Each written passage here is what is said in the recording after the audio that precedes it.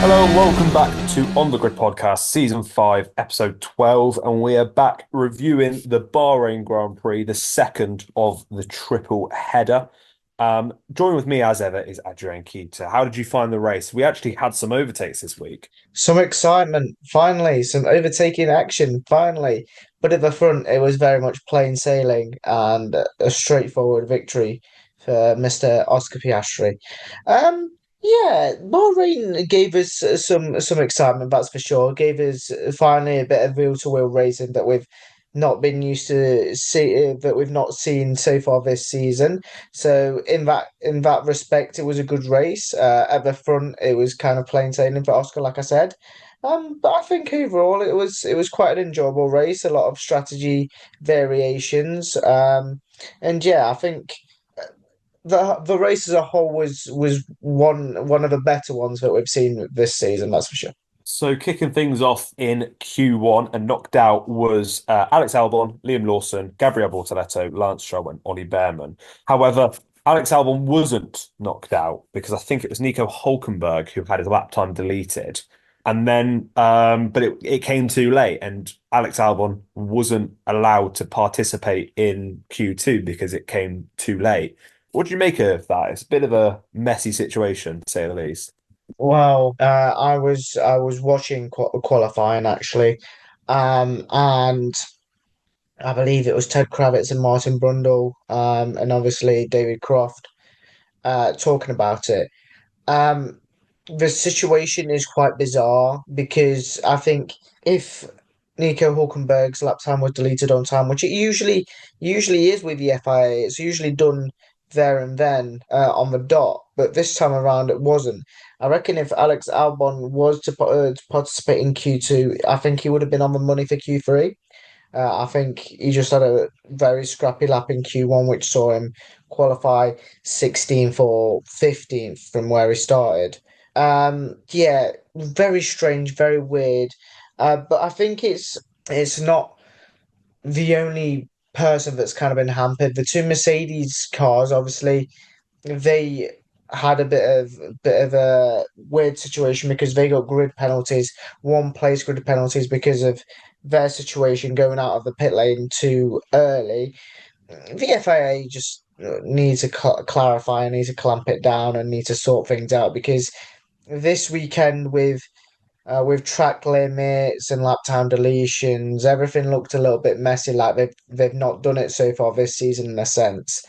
So whether they need to refresh their minds on how to delete laps and how to make sure every driver sticks by the rules, they might need to do a bit of a refresher. But it was weird. It was strange to see all of that unfolding. Yeah, we'll move on to Mercedes in just a moment. Liam Lawson is someone who's continued to struggle. He's qualified 17th again. Meanwhile, his teammate Isaac Hadjar, yet again out qualifying him, got up into Q2, and wasn't far off Q3. What's going wrong for Liam Lawson at the minute? Like I said last episode, it's just confidence, especially when you get knocked out of a top seat, a top prestigious seat like Red Bull after two races. It hits your confidence. With Liam Lawson, we know the potential that he possesses from the two stints that he's done at AlphaTauri slash RB in the last two seasons. We know that there's a fantastic driver in there, but because Red Bull have been so cutthroat with him, it's going to knock on his confidence quite a bit. Whether he needs a couple of weeks to kind of come back from this, I reckon he will. But it's not ideal that he's jumping straight into a triple header and kind of been unable to clear his head because it's hard jumping from team to team. He jumped from RB to Red Bull and then from Red Bull back to RB, so it's always going to be hard to adjust to the two teams.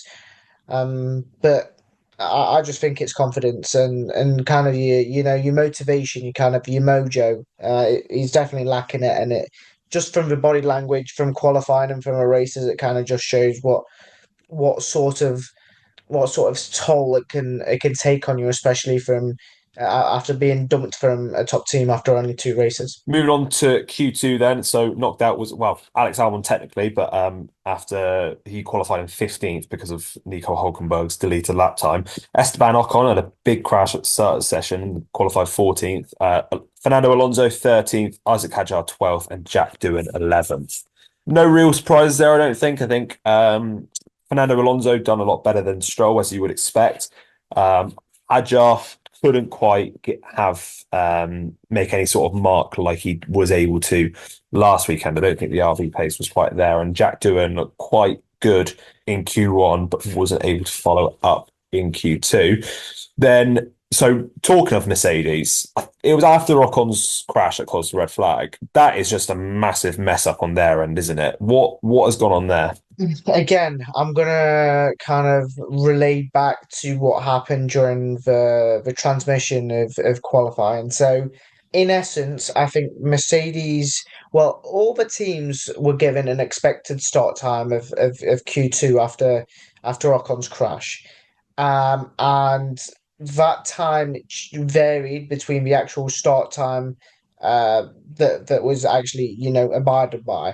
And I think Mercedes went by the expected one and not the actual one, and they were 1 or 2 minutes out or whatnot. And usually, with these things, you wouldn't see a slam dunk penalty on the actual drives. You'd maybe see like a reprimand and a fine for the team. But it was quite bizarre to actually see that there was a penalties applied to both drivers because they didn't gain an advantage. Let's be real. And they were literally sitting in the pit lane in the fast lane for 1 or 2 minutes whilst the tires were cooling down. So it's again, it's a bizarre situation for the FIA. And why they've come to a conclusion regarding giving penalties for Antonelli and for Russell, I have no idea. But yet again, the FIA strike with another bizarre decision. And yeah, the whole weekend for me with the FIA was very strange, and they did not follow a format, a pattern. They were just doing what they wanted in a sense. But you mean I know it's the FIA and they're the governing body, and they obviously set the rules. So whatever they kind of hand out, we've got to stick by, and you can't really do much in that sense. So yeah, both Russell and Antonelli got a one place grid penalty, which kind of feels like a bit of a light telling off rather than anything significant.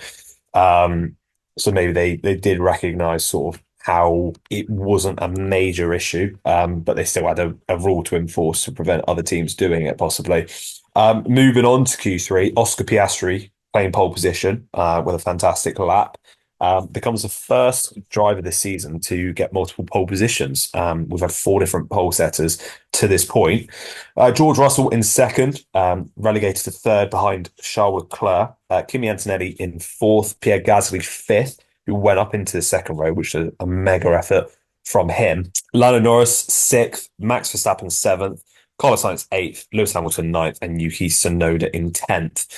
I think the big one to focus on is Lando Norris only managing P6. I know he was half a tenth off qualifying fourth, but when your teammate's sticking it on pole position and he is going to more than likely be your biggest challenger this season, it must be a knock on your confidence. Yeah, I guess so, sort of. Because Lando Norris and Oscar Piastri were running very well in Q1 and Q2. It's just that second run that really hampered Lando. I believe he locked up and made a few mistakes on his lap, and that doesn't help at all. And the consistency between the two McLarens are there to show they are the quickest car on the grid by a country mile. But for Oscar Piastri to stick it on pole position and for Lando Norris only to claim P6, it does hit your confidence a little bit. But Lando Norris was there, and he was honest about his kind of evaluation of qualifying because it was a poor lap. He made mistakes and he just couldn't stick it any higher than six. So drivers are always going to to make errors and make mistakes, and Lando Norris, I think, can be afforded one this season. But I think, especially with Oscar Piastri looking so good and looking really, really good and in fine form, I think Lando Norris can only be afforded one mistake because whenever Lando Norris isn't there, Oscar Piastri is always there to pounce. So, it's likely to be a battle between the two McLarens between now and the end of the season because we saw what happened with Verstappen. Obviously, he qualified behind Norris, but the Red Bull seems to be fading away, and then McLaren seems to be thriving in the spotlight. So, for Norris, it can hit his confidence a little bit, but he's been there before, and I'm sure he's only going to come back stronger and put in some consistent performances because, like I said, only one mistake this season, and I think the Bahrain mistake is the only one he can make. Yeah, I think the trouble is it hasn't been the only mistake that he's made this season, potentially. Max Verstappen qualified seventh in what was a poor weekend for a Red Bull. But Yuki Tsunoda putting it up in 10th, I think that would be a big confidence booster for him, wouldn't it, to get through to Q3, even if he was sort of a second slower almost to Max Verstappen in that final part of qualifying. Yeah, I think it's always positive for the Red Bull team to see Yuki Tsunoda kind of progressing and kind of moving forwards. The key was always to see Yuki Tsunoda in Q3 in Bahrain after getting Q2 in Japan. The likelihood of a step forward was to get Q3, and he achieved that goal. But for Yuki Tsunoda is now just to close the gap on Max Verstappen in every qualifying session because we've seen that Red Bull are very, very cutthroat, and we don't want to see another driver change realistically, do we? Because Yuki Tsunoda's been working so hard to get to Red Bull, and now he's got his opportunity, and he's got to take it with both hands. There's unlikely to be any chance of a slip up for him, and if he does slip up, then Red Bull have shown that they've got that nature of being cutthroat and chucking their drivers out of the seat. So for Yuki, it's positive that he got into Q3. Like I say, the step forward next time around in Saudi is closing the gap on Max Verstappen and potentially, getting yourself closer to that top five because I think for Red Bull at this moment in time, they're looking at potentially just qualifying as high as on the third row. But fortunes always change in Formula One, and for Yuki Tsunoda, I'm sure that the only way is up, and hopefully he's not going to have a massive slip up in Saudi, and he can qualify in Q3 once again. So let's move on to our 1 to 10 driver ratings, and we'll kick things off with Oscar Piastri. So we qualified him first, finished first, and he led almost every single lap. And for me, it's an easy 10 out of 10 performance. I thought he was absolutely fantastic, and he is my tip for the championship now. I think you've seen a drastic improvement this season. You've seen a lot better pace from him. And I think that he can sustain this moving forwards and really, really put the pressure on Lando Norris. He's only 3 points behind Norris in the Drivers' Championship. And, without that mistake in Australia, I know. And the reason I keep going back to that is the fact that they made the same mistake, but Piastri was the one that span out afterwards.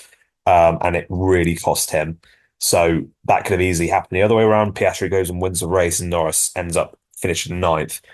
I think Piastri has been absolutely fantastic yet again, and it was a comfortable victory. So it's an easy 10 out of 10 from me. Yeah, 10 out of 10 from me. I don't think I can really add much more because Piastri pretty much led every single lap. He won the race far ahead of George Russell and Norris. I think it was 10 plus seconds after he crossed the finishing line. Yeah, just a dominant display. Nothing really much to add on because he showed from the get go, from Friday practice through to Saturday and through to Sunday, that he was the man to be in Bahrain, and nobody could touch him. Nobody could get close. Obviously, Russell tried to close up, Leclerc tried to close up, but none of them could get anywhere near him. 10 out of 10, clear as day.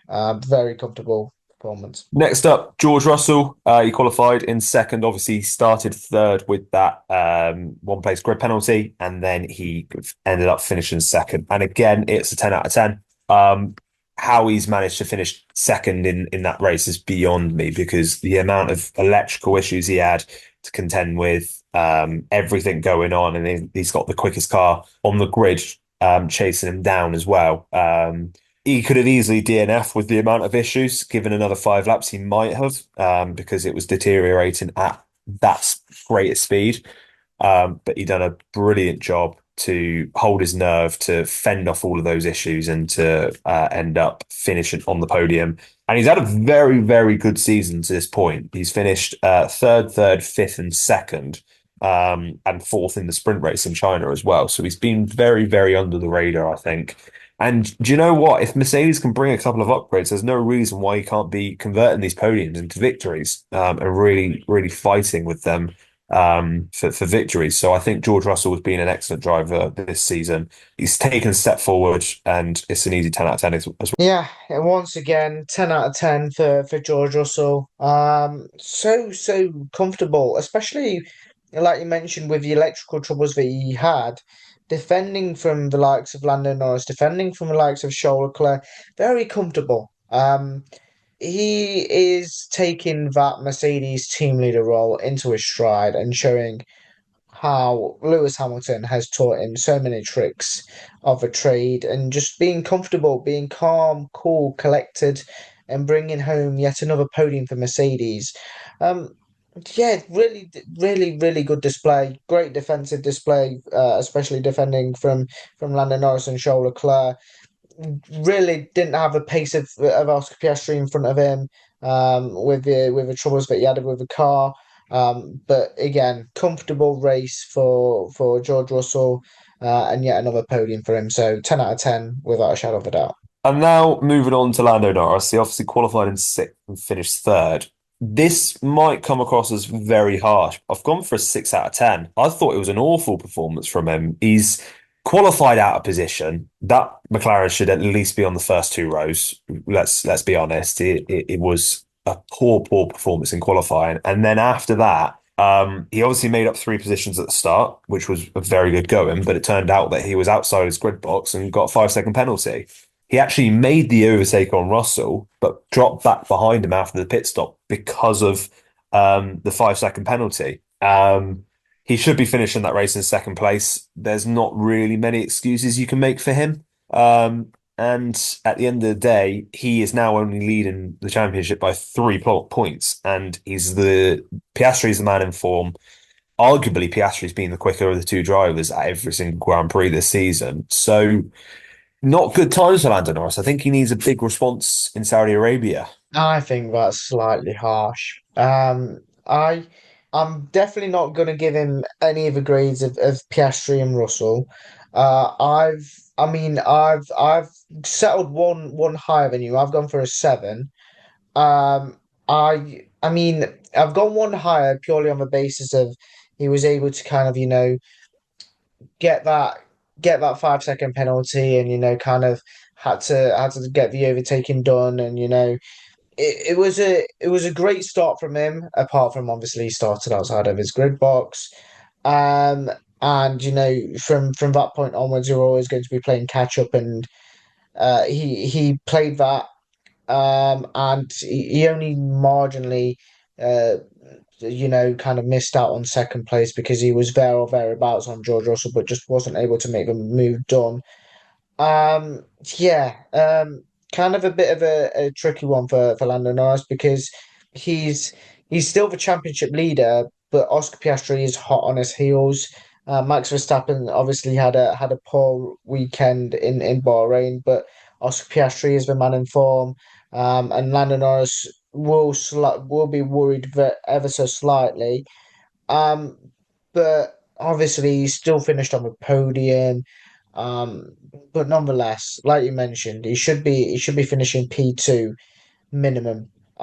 Because he's got the quickest car on the grid, and George Russell had problems of his own. I've settled with a 7. I think seven's respectable for what he did. But yeah, there's no excuses. He should be finishing P2. Charles Leclerc next. He qualified in third and finished fourth. I have gone for a 9 out of 10 for Charles Leclerc. I thought it was a very good performance. Ferrari looked like they actually performed a masterstroke of a strategy. They took the early pain, but they were in contention still on the mediums, and then they pit after everybody else, and they had that tyre delta to the cars in front, and some of the moves that Leclerc was making, Hamilton as well, even they were in contention to get both cars on the podium. The safety car massively messed up their strategy, and they kind of they went one way, Mercedes went the other. So obviously they went onto the hard. So I think that if they had, they would have been able to stay out another sort of 7 or 8 laps, and then put the softs on towards the end, and then really reap the rewards of their early struggles. Whereas when the safety car came, it could have been done with being an extra 5 laps later, because they may have just anticipated it being that little bit too far on the softs, which actually George Russell came on the radio and said when he was pit onto the softs. So it didn't quite work out for him in the end, but fourth place is a good result considering where Ferrari maybe have been in the last couple of races. They have been quite far off of the podium positions, but they were in with a shout today, and Charles Leclerc produced a very good display. Okay, so I'm gonna be a pain in the arse, and I'm gonna group the two Ferrari drivers. I know I'm gonna be a pain in the arse, but they finished next to each other. They finished fourth and fifth. For Leclerc, I went for a nine, similar to you, and for Hamilton, I went for an eight. I went for an eight for Hamilton purely on the basis that his qualifying performances just have not been there. He's gone on the radio and said sorry about 500 million times, but as people like to say, sorry, it's just a word. You need actions, and Hamilton just seems to, according to what Karun Chandok said, it seems to be the Lewis Hamilton of Mercedes of last season, just apologizing and just kind of, just being sorry for himself, and it's not the Lewis Hamilton we know. And we were hoping for, maybe a more positive Lewis Hamilton come to Ferrari and, hit the ground running, and hit his qualifying performances with a bit more purpose. But if that wasn't the case, he still made up 4 places to finish fifth. So he had a fantastic drive.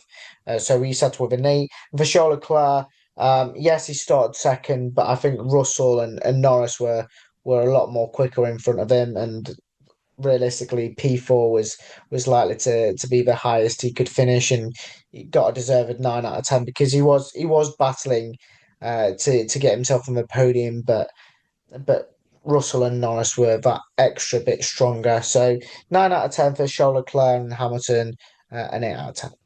Yeah, I've gone for an 8 out of 10 for Hamilton as well. It was a good display, particularly in the race. I thought he had very good pace on the medium tyres in both stints, but he's just lacking a few tenths to Leclerc. I think before the safety car, there was like a 9 second gap, and then they finished 8 seconds apart on the road. So about 17 seconds in the race distance. So he's still, I think he's still getting up to speed.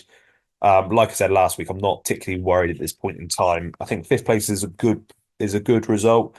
And you say about there was a 17-second gap between the two, but Leclerc's only ended up with two more championship points than Hamilton.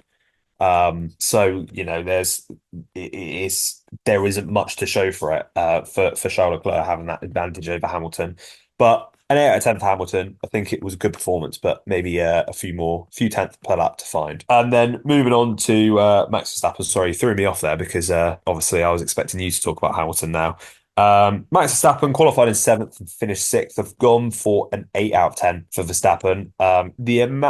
Where that Red Bull was this weekend, the fact he is still finishing sixth is absolutely unbelievable.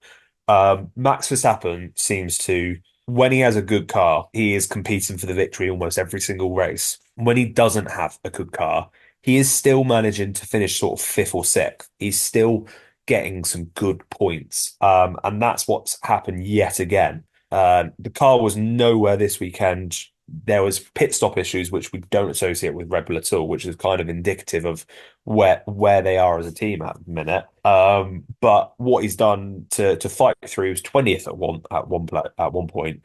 And where to finish sixth, overtaking Gasly on the last lap is a tremendous effort, and he deserves full credit for that. So an 8 out of 10, but not the weekend you would have hoped for. Yeah. I agree with you. An 8 out of 10 from me, also for Max Verstappen.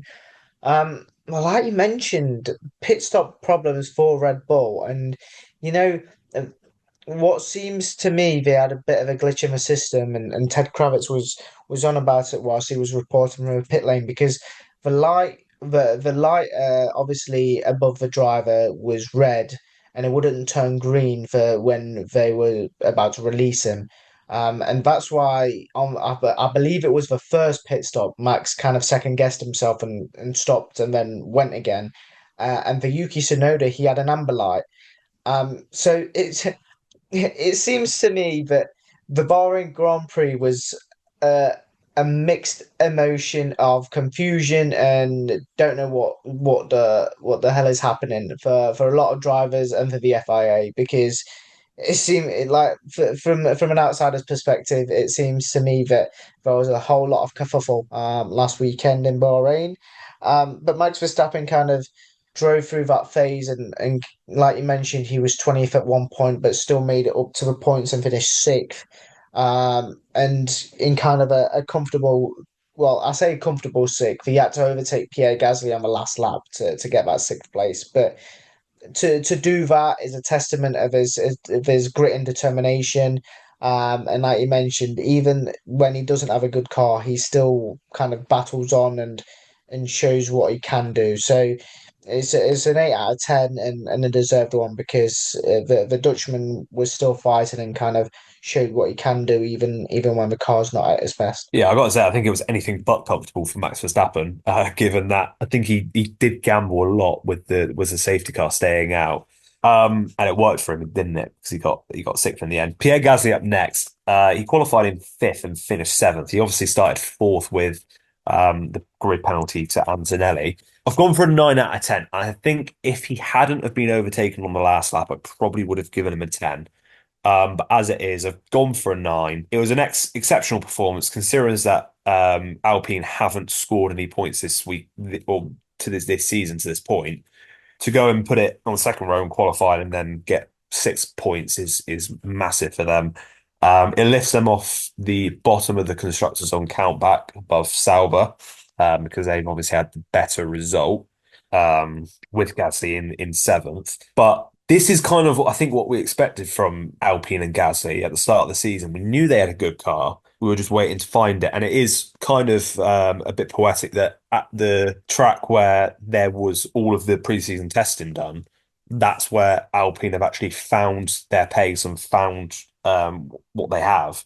And were able to get some good points. And they were unlucky with doing as well, not to get more points. But it's a 9 out of 10 for me for Pierre Gasly, an exceptional performance, like I said. Yeah, I've gone with a 10 out of 10. I'm sorry, but I can't agree with you on a 9 out of 10. If we're giving, obviously, if we gave, I believe we gave Esteban Ocon a 10, if I'm not mistaken, for his China Grand Prix. I'm inclined to give Pierre Gasly a 10. I think I'm pretty sure we gave Esteban a 10. We did, but he finished fifth. Yeah, but I don't care. Haas have shown, you know, 12 months ago, okay, Alpine were completely in the mud. Think about it. This racetrack, well, obviously, maybe 14 months ago, 13, 14 months ago, Alpine were completely in the mud, 19th and 20th. And they've shown sign of progression, especially with their podium finishes in Sao Paulo. And this season, kind of, you know, Pierre Gasly has got to be that team leader with Jack doing, and Pierre Gasly to qualify fifth, start on the second row, and obviously get overtaken by the likes of Lewis Hamilton and Max Verstappen. He's obviously not expected to finish in front of them. So the highest he's likely to finish is seventh. He could have easily fallen down the order. We all know that it happens with drivers. It happened with Antonelli, especially after his sort of strategy got shafted a little bit with a safety car and stuff.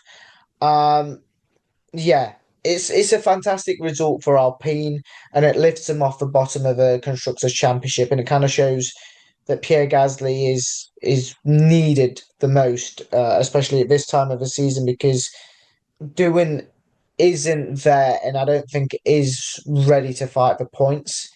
Is he qualified well? Don't get me wrong, but I don't think he's there. In terms of his progression to fight for points, he was near or there or thereabouts for points, but just wasn't able to make it in the end. But for Pierre Gasly, a fantastic race, fantastic qualifying. Just missed out on P6, finished a very good P7, and I think is well deserved of a 10 out of 10. Speaking of Esteban Ocon, he's up next. He qualified in 14th and finished 8th. And I've gone for a 9 out of 10 for Ocon as well. I think that Haas didn't really have the qualifying to remember. But they rolled the dice a bit with Ocon. I think he pitted very early off the softs. I think he might have even been the first to pit. And then he went very long on his second stint on the mediums, I think it was. And stayed out when the safety car came out, actually. So they did roll the dice a little bit, but it paid off massively for Ocon because he jumped a number of cars. And I think he frustrated Max Verstappen for a long period of time. And he just couldn't seem to overtake Ocon. And Ocon was defending brilliantly. Came home in 8th. And there were several quicker cars very close on him. I think there was about 5 or 6 cars all in a queue, trying to get past when Ocon was bottlenecking that, and it was a great performance. From where we thought Haas were after Australia, they've done a brilliant job since. Behrman has obviously scored points in every race since, and then Ocon has had 2 fantastic point scoring finishes in the 5th and an 8th. So I think they're actually up to 5th now in the constructors as well. Yeah, they overtook Williams with this result. So great effort from both of them. Ocon gets a 9 out of 10 from me. The thing is, I could easily give this one a 10 out of 10 as well, because thinking about it, Esteban Ocon started from 15th on the grid, and experienced quite a heavy crash on the Saturday. The car has to be reconstructed, and just starting from 15th on the grid, especially after a poor qualifying, could easily warrant a 10 out of 10. You know what? I'm feeling generous. I'm dishing out another 10. I am. I am. And this is not the only 10 I've got left in here, because there's another 10 in here for a certain someone inside the top 10. Yeah, you know what? I am.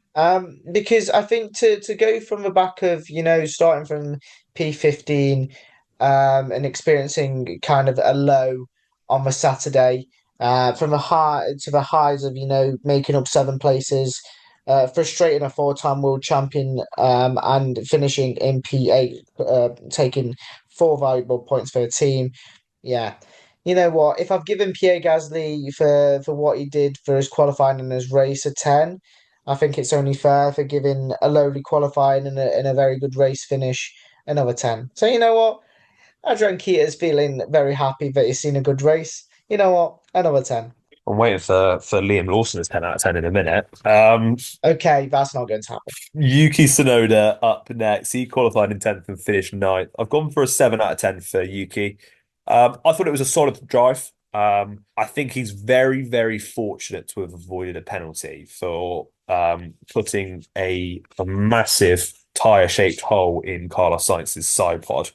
Um, and that penalty would have relegated him outside the top 10. So I think it was a good drive. It was a good performance, but I think a 7 out of 10 is fair. I think it will do him some confidence as well to pick up a couple of points. He was only 10 seconds or so off Max Verstappen as well, and he looked good in race trim.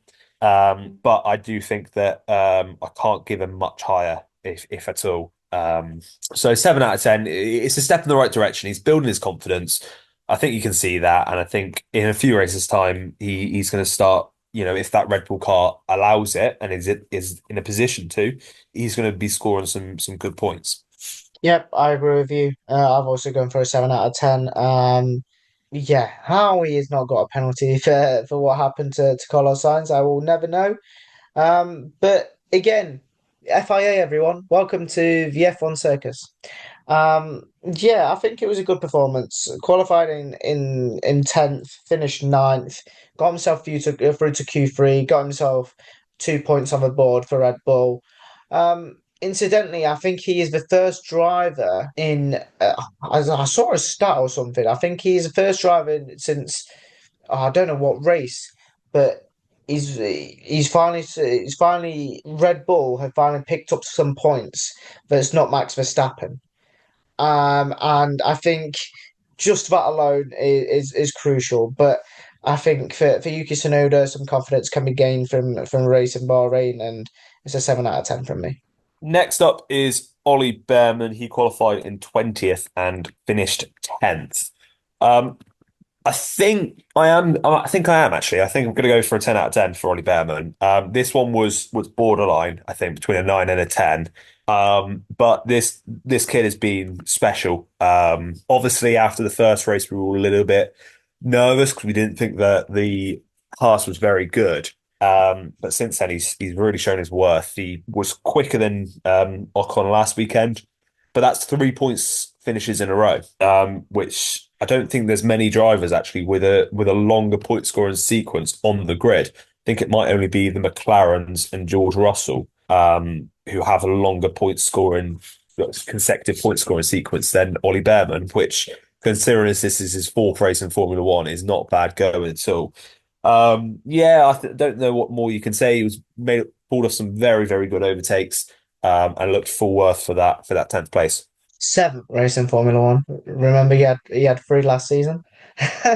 Um, but there we go. It's Adrian Keeter's. Full time. Okay, fine, whatever.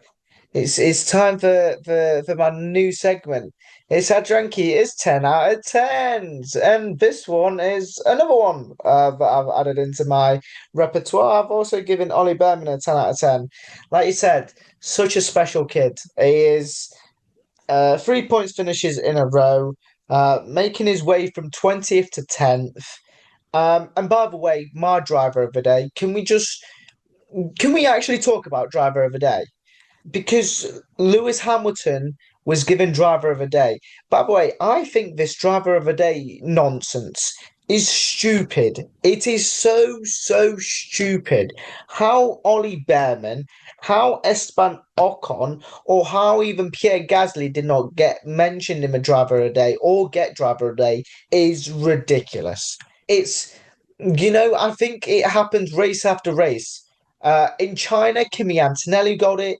Who was it in Japan that got it? I'm trying to rack my brain. I can't remember.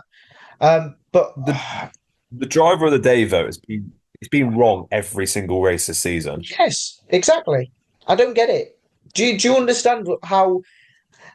I mean, I suppose yes, fans are voting, but they're voting for the wrong drivers. Are they not watching the race? It's a popularity contest. It always has been, but it's not even the driver that's been like maybe like the second or third best. It's not even a question whether they actually put in a really good performance. I don't think it should be this driver, but this driver drove very well. In Australia, it was Lando Norris, which that's the one you could argue saying, oh, that was maybe he deserves it. But I think Kimi Antonelli deserved it there. In China, like you said, it was Kimi Antonelli who went from like sixth to sixth. In Japan, it was Yuki Tsunoda Oh, who yeah, it was Yuki. was when Isaac Hadjar put it in seventh or something like that. And then in this race, it was Lewis Hamilton when you've got so many drivers that done a better performance. So it's not even the second or the third best driver that's getting it. It is the sometimes like the seventh or eighth, and that's just wrong. It's completely wrong. But it's a popularity contest. It always will be. It always has been. I just think it's an absolute farce, and maybe there needs to be a panel of ex-Formula One drivers that vote for it. Maybe that's something they could look at. And then still keep the fan vote there, but keep like the panel vote as well. Give them something like that. So you've got a bit of expertise in that field. But yeah, like I said, Ollie Behrman, fantastic performance. I think he deserves that 10 out of 10. Moving on to Kimi Antonelli, he qualified in fourth, obviously started fifth with that grid penalty, and then he finished in 11th. I've gone for a 7 out of 10 for Antonelli. I thought he was very, very unlucky because his strategy was atrocious. Mercedes completely messed him up. He was on a three-stopper. He picked the new softs with 30 laps to go. And actually, they weren't even new softs, they were used softs. with 30 laps to go. He would have been on the three stopper anyway, and then he pit for under the safety car, which was only about 5 laps later. He's got completely done over by his team, but he's still put in some fantastic overtakes. Some of those overtakes were absolutely phenomenal. The switch back on Verstappen is an absolutely disgusting move. It was so good. It was a world-class overtake. And he deserves full recognition for that. So whilst I can't really give him any higher because he's lost 6 positions compared to where he started, I think he deserves a little bit of recognition for how well he actually drove. Okay, I was going to initially give him a 6, but because you used Max Verstappen and disgusting an overtake, I'm going to give him a 7. Yeah, I was going to give him I was going to give him a 7 regardless, right? But he has been done over by us. It's a bit of a Constantino effect, don't you think? Because Ron Meadows isn't there, and Mercedes strategy and the kind of the goings and outgoings of Mercedes kind of fall apart a little bit.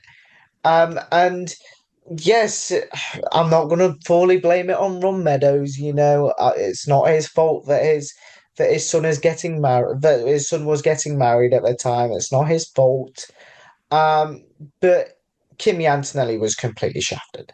A three stopper in a two stop race is disgusting. It's just dirty. Why Mercedes thought that was a good move, I will never know. Because yes, the kid may be quick, but he can't be overtaking 50, 100 people in the space of about 10 or 20 laps. It's hard going. And especially with the soft tires deteriorating at the rate that they did, it was never going to be easy. Finished just outside the points, but still, his strategy completely shafted him. And if it wasn't for that, it could have been a comfortable, top five finish. But unfortunately, it wasn't. And the highest grade I can really give him is a 7 out of 10. Yeah, I don't think it's anything to do with Ron Meadows either. I think because George Russell was on the right strategy. I think part of the problem was that Mercedes going into the race only had a new set of mediums and a new set of hards. They didn't have 2 sets of mediums like many of the front runners did, which may have played an impact. But at the end of the day, it's a shocking strategy choice. If George Russell was on that strategy, he finishes fifth at best, and he actually ended up second. So I think that goes to show even George Russell, who was on the correct strategy, would have struggled with what Antonelli had to contend with. Up next is Alex Albon. He qualified in 15th, obviously because of that error with race control, which we've been over, and then he finished 12th.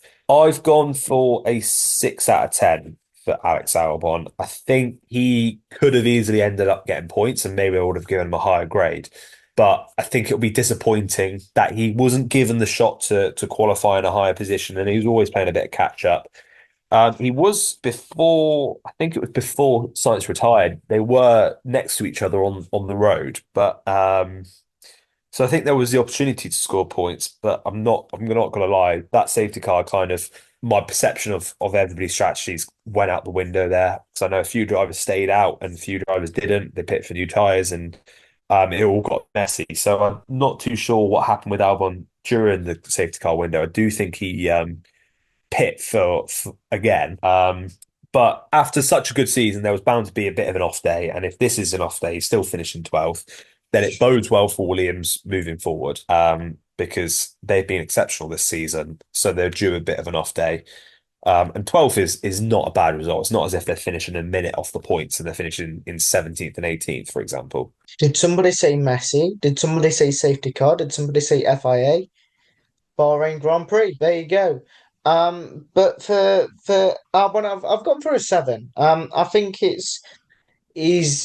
can count himself unlucky with what happened in qualifying, and to finish P12 after that whole kerfuffle and only he was kind of in that train of Ocon, Sonoda, Behrman, Antonelli, Hadjar and Doom were also in that kind of train.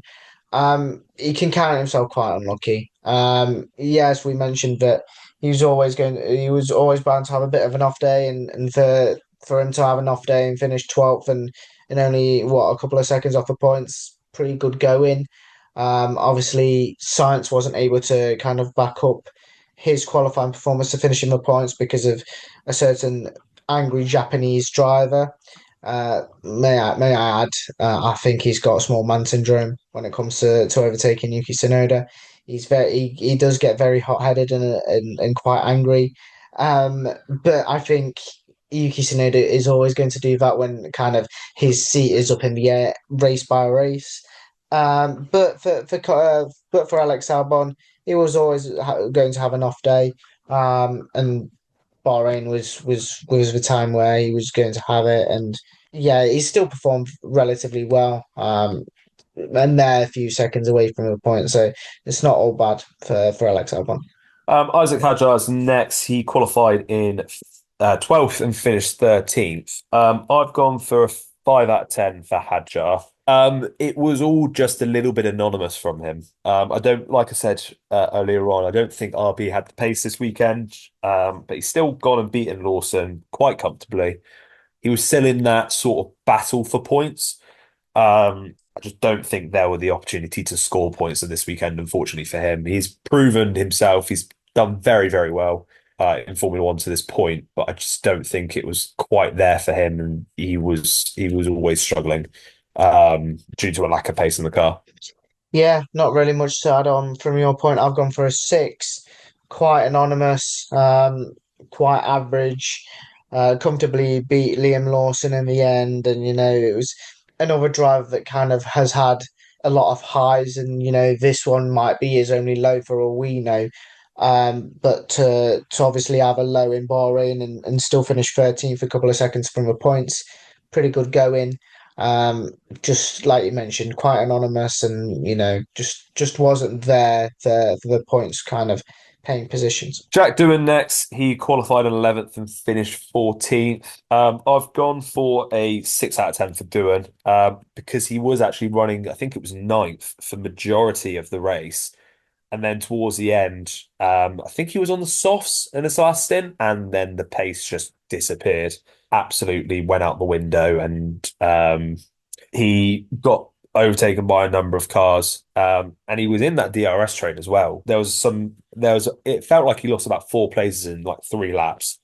I think there was Antonelli, Behrman, Albon, and maybe Hadjar as well, who all overtook him, which seemed like the same time. Very disappointing for him, but he has made a step up, I think, this weekend. He was a lot closer to Gasly's pace. But like I said, in qualifying, he had a good Q1, and then in Q2, there was just he couldn't follow it up, and he struggled. I've actually gone for a 7 out of 10 for Jack Doohan. I think his qualifying performance was good. His kind of first half of the race was also very good. But when it came to the latter stages of the race, it kind of faded. He was running inside the points for pretty much 50% of that race, like I mentioned, until it came to the final exchanges, and he kind of just dropped back away from the points paying positions. But it's positive signs for Jack Doohan, because he's another driver that's under pressure for his seat, especially with Franco Colapinto lurking. And this race can only put him in good stead ahead of obviously the rest of the season, and it kind of shows him that he's able to be there near his teammate and kind of perform when it's needed. He just now needs to finish in the points, and I think he kind of follows it up with good qualifying, a good qualifying and then a good race, because the race pace was there for the first half. He's just got to be able to maintain it for the full race, and when he can do that, he's got a very good chance of keeping hold of that seat for the whole season and maybe beyond that. But for this race, it's positive signs. The only question is, can he follow it up? And I'm hoping he can, because he showed that he is a good driver in spells in Bahrain. But yeah, the only thing that Jack Doohan needs to do is take the confidence from Bahrain, head into Saudi with full beans, and just kind of back that performance up, and hopefully finish in the points. Fernando Alonso's next. He qualified in 13th and finished 15th. Straight down the middle for me, 5 out of 10. not Fernando Alonso's best day in Formula One. And I think it'll be one for him to forget. I definitely think that they are putting all of their eggs in next season's basket. They don't care at all where they finish this season. They realise they're going to be towards the bottom. And I think Adrian knew he's saying, yeah, P10 in the constructors, give me the most amount of wind tunnel time, and we'll win the title in 2026. So I think that is definitely their focus. And maybe, Fernando Alonso will get win number 33 next season, in an Adrian Newey car with basically unlimited wind tunnel time. Um, but he was much better than his teammate, but that's not saying much, given who we know who it is. But yeah, disappointing for Alonso, who's actually beaten Stroll 4-0 in qualifying this season as well. Yeah, nothing much to really add on. 5 out of 10, slap bang in the middle.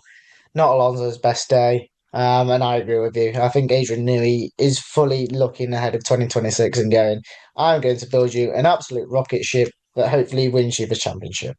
And Fernando Alonso is definitely licking his lips, knowing that he could have the possibility of doing that in 2026 when, the regulation change, and everything kind of the playing field kind of gets evened out once again. So for Bahrain, wasn't his best day, slap bang in the middle, 5 out of 10. Liam Lawson is next. He qualified in 17th and finished 16th. I've gone for a 3 out of 10. I think he picked up a few penalties, and he's just really, really struggling at this moment in time. It's a shame to see because you can tell his confidence is absolutely rock bottom. But there's just nothing going his way at the minute. Another couple of, like I said, a couple of penalties which were quite sloppy, quite audacious moves, and he doesn't really need to be doing that. And yeah, not Liam Lawson's day. So 3 out of 10. What do Esteban Ocon of 2024 Bahrain Grand Prix and Liam Lawson of 2025 Bahrain Grand Prix have in common? They both got quite a lot of penalties. And the famous old meme of you could have the two photos side by side and you could see completely no difference. It's the same picture. Because that's exactly what happened to Liam Lawson, and I completely agree with you. His confidence is completely shot, and it's a 3 out of 10 from me. It's for Liam Lawson, this triple header it did not come at the right time. Especially with what happened with it with his switch to RB.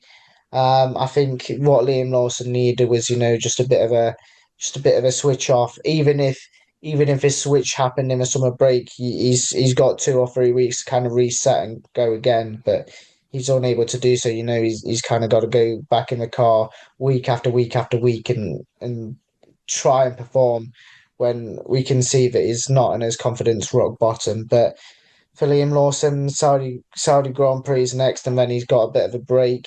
So hopefully he can kind of go again, reset himself ahead of Saudi Arabian, and maybe put performance in. Lance Stroll was next. He qualified in 19th and finished 17th. Now, this is just something we're coming to expect from Lance Stroll. He will put in a couple of good performances, and then that'll be it for the year. I've gone for a 3 out of 10. He's absolutely shocking yet again. Like I said, he will do those good races, and then he will do absolutely nothing, and it will be either completely anonymous or just terrible. And yet again, he's just chilling at the back of the grid. Doesn't really care, and the only car he's beaten is the Sauber of Gabriel Bortoleto in his fourth race in Formula One. Yeah, I don't like giving this guy airtime, so I'm just going to say 3 out of 10. Poor. Short and sweet. I've got Gabriel Bortoleto is up next. He's qualified in 18th and finished 18th. For me, it's straight down the middle again. It's 5 out of 10. Quite a quiet race. I don't think he was necessarily there. He was well beaten by his teammate on the track. Obviously, we'll come on to him in a minute. But yeah, not his day, and he be looking quickly ahead to the next race, I think. I've gone with a 4 out of 10 for Gabriel Bortoleto. He did have a nice battle with Nico Hulkenberg, I believe. I don't know what lap it was on, but they had a nice battle. But apart from that, it was quite anonymous. Fourth race in Formula One, and I mean, it's hard for him, especially in that Sauber car, because that Sauber has been anonymous for the last year or so. And it's looking like it's heading in that direction for another season. But yeah, very anonymous, just trundling at the back, and yeah, that's kind of what I think we could be accustomed of seeing with Gabriel Bortoletti. And now on to the cars that didn't finish. Nico Hulkenberg, he qualified in 16th and was disqualified, I think, from 13th on the road. I think that's where he finished. 13th or 14th. I've gone for a 6 out of 10. It was better than his teammate. That's why I've given him the grade higher to reflect. But I think this is always going to be a bit of a season of pain. I know they had a very high in Australia, getting a seventh place, but this is maybe back to type for Sauber where we expect them to be. Disappointing to say the least for Nico Hulkenberg, and it's a 6 out of 10 from me. Yeah, agreed. 6 out of 10 for Nico Hulkenberg. Running relatively well, before obviously he got disqualified from the race because of his. He's another driver that their plank was, I believe, was too, on the kind of on the shorter side, and he's another driver alongside Lewis Hamilton who was disqualified during the was it the Chinese Grand Prix? It was the Chinese Grand Prix, wasn't it? Or was it? Yeah, I'm trying to think. It's these races come thick and fast. It's like it just you just lose track of them. Like one London bus just comes and then two come at the same time. It's one of them. But yeah, was comfortably beat his teammate, but just I don't think was anywhere near reaching the points paying position. So for me, I've gone yeah. You know what? I'll go straight down the middle, 5 out of 10. And then last but not least, Carlos Sainz. He qualified in eighth and did not finish. He had a Yuki Tsunoda-sized hole in his side pod. I've gone for a 7 out of 10. I think he was doing very well up until that retirement. And I think he would have been in the points. I think he would have finished in the points had he not had that damage. So I think 7 out of 10 is fair. It probably would have been an 8 if he'd scored points because he looked very good, but I can't give him any higher than a 7 for not finishing the race. I think it's one of those what might have been for Carlos Sainz. I know he'd be desperate to get those first points after the start he's had. Don't think it was anticipated that he would struggle to this point, but there's lots of positives to take for him. Qualifying in eighth, he qualified ahead of Ferrari and at Red Bull. So that's something. And then his pace was good in the race. Like I said, he was a sure bet for some points, but not to be in the end. I've also gone for with a 7. Yuki Tsunoda completely ruined his race. And he was on it to be well inside the points until that kind of catastrophic hole appeared in his side pod. He's yet to score, or let me put in quotation marks, legitimate points. Because similarly to Logan Sargent, his points were handed to him after two disqualifications. And it's hard for Carlos Sainz. He's another driver that's bedding in. But he showed tremendous pace in Bahrain. It was just obviously what Yuki Tsunoda did to him that hampered him and saw him eventually unable to finish, and he had to retire from the race. So if he was to finish, he'd probably get an 8 or a 9. But because he did not finish, it's a 7 from me. And that is that for our 1 to 10 driver ratings for the Bahrain Grand Prix. We'll now have a look at our predictions. And I'll kick things off with my 2-star predictions, which went very well for me. I had Yuki Tsunoda points and a safety car. So I get 2 out of 2 for that. How about yours? How did you fare? Screw you. I got 3 rookies in the points again, and I was confident. I was confident with Jack doing, Kimi Antonelli doing well, Isaac Hadjar being there or thereabouts. Ollie Behrman as well. Confidence was in my veins, and then what happened? Antonelli decided to have that three-stop strategy and doing completely fell out the points. So, it wasn't meant to be. And then I had Verstappen top 3 finishing, as soon as qualifying happened, in the bin. Moving on to my qualifying predictions, I had Oscar Piastri on pole. I had Max Verstappen second, which we won't talk about, and then Lando Norris third. Lewis Hamilton fourth, and George Russell fifth. So three that were miles off for me. And for me, I had Lando Norris on pole, which didn't go to fruition. Max Verstappen, let's not talk about it.